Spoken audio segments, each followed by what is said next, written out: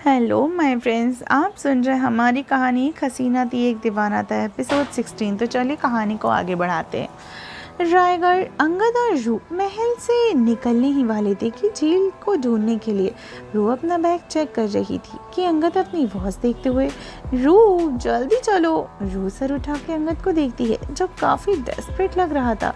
रू अचानक से, तुम दी से प्यार करते हो? रू का सवाल सुनकर अंगद रू को देखने लगता है। अंगद गहरी सांस लेके, नहीं, झील मेरी दोस्त है रू, in fact she is my best friend, मुझे उसकी फिक्र है। तुमने ये क्वेश्चन क्यों किया? रू अपना बैग उठाकर, बस ऐसे ही, तुम्हारी डेस्परेशन देखकर ये सवाल मन में आया तो पूछ लिया। अब चलते हैं। अंगद और रू महल से बाहर निकल जाते हैं। अचानक रू का पैर फिसल जाता है तो अंगद रू को पकड़ लेता है। दोनों एक दूसरे को देखते हैं। अंगद रू को सीधा खड़ा करते हुए, आराम से रू सर हिलाते हुए, या थैंक्स बोलकर रू दूसरी तरफ देखने लगती है। अंगद कुछ पर रू को और उसके चेहरे को देखता है, फिर रू का हाथ पकड़कर आगे बढ़ जाता है। झील महल में इधर उधर घूम रही थी और पूरे महल को देख रही थी।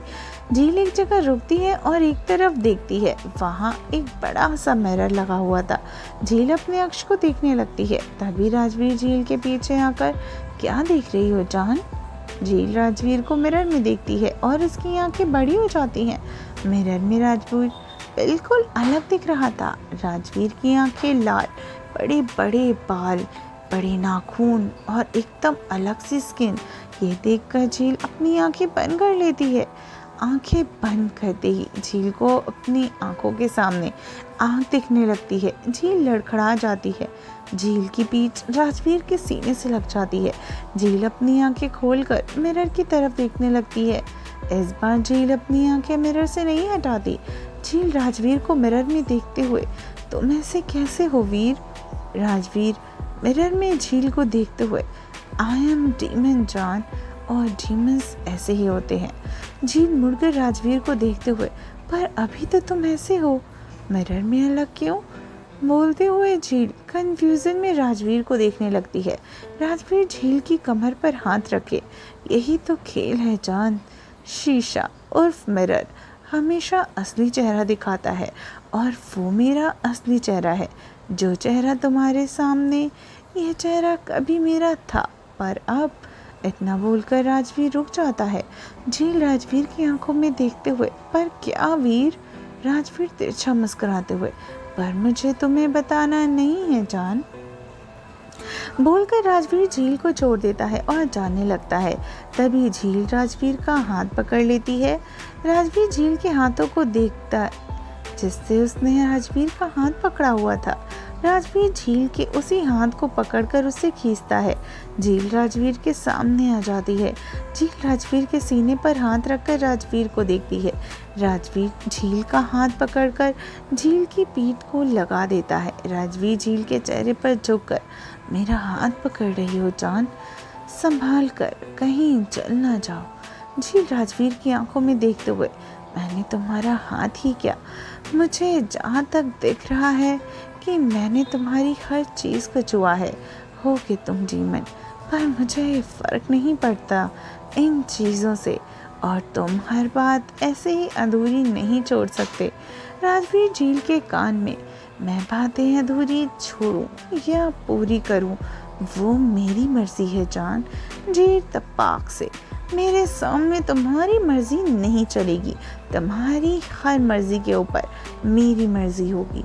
झील की बात सुनकर राजवीर झील का हाथ छोड़ देता है और राजवीर झील से दूर हो जाता है। झील राजवीर को कंफ्यूजन में देखती है। राजवीर झील को बिना देखे वहां से चला जाता। झील बस राजवीर को देखे रही थी और वो देखती ही जाती है। राजवीर एक कमरे में जाता है और एक जगह खड़े होकर अपनी आंखें बंद कर लेता है। उसकी आंखों के सामने कुछ फ्लैशबैक्स आ जाते हैं। एक लड़का और एक लड़की तालाब के किनारे बैठे हुए थे। पास में ही एक घोड़ा भी खड़ा था। लड़का लड़की को देखते हुए, तुमने मुझे यहाँ मिलने के लिए क्यों बुलाया? वो, मैं भी बस ऐसे ही। ऐसे कौन करता है? लड़की मुंह बनाते हुए, मैं करती हूँ। मैंने तुम्हें बुलाया था और तुम्हें आना ही है क्योंकि तुम मेरे हो। लड़का मुस्कुराते हुए, मैं तुम्हारा ही हूँ, पर मुझे और भी तो काम होते हैं ना। लड़की तालाब की तरफ देखते हुए, मुझे तुम्हारी काम से कोई मतलब नहीं, तुम्हारा काम तुम अपनी मर्जी से। लड़का बीच में ही संभाल कर, मेरा आना या ना आना भी मेरी ही मर्जी थी। लड़की खड़ी होकर, मेरी सामने तुम्हारी मर्जी नहीं चलेगी, तुम्हारी हर मर्जी के ऊपर मेरी मर्जी है, बोलकर वो लड़की जाने लगती है। लड़का खड़े होकर, अरे बाबा, ऐसे नाराज होने की जरूरत नहीं है, मेरी जान सुनो, बोलकर लड़का लड़की के पीछे जाता है।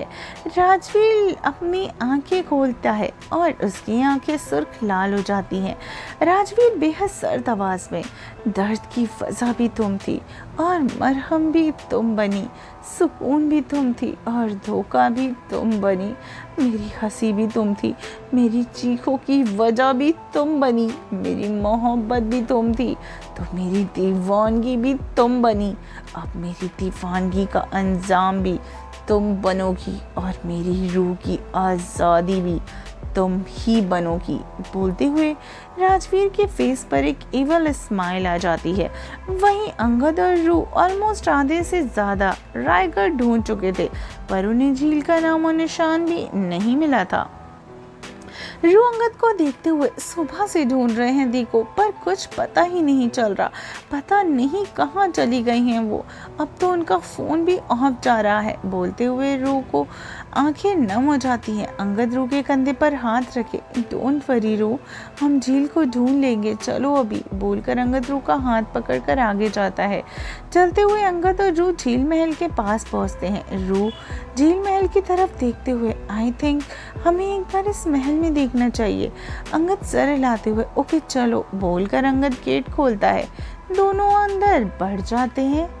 हे फ्रेंड्स, आई होप आपको हमारा ये एपिसोड पसंद आया है, तो चलिए मिलते हैं कहानी के अगले एपिसोड में और जानते हैं कि क्या अंगद और रूह को झील मिलती है और क्या उनकी मुलाकात होगी राजवीर से। तो क्या राजवीर इस बार झील को जाने देगा या कहानी में आएंगे कुछ नए ट्विस्ट। तो चलिए मिलते हैं कहानी के अगले एपिसोड में। सुनते रहिए हमारी ये खूबसूरत सी कहानी जो है एक हसीना थी एक दीवाना था, द डीमंस। तो चलिए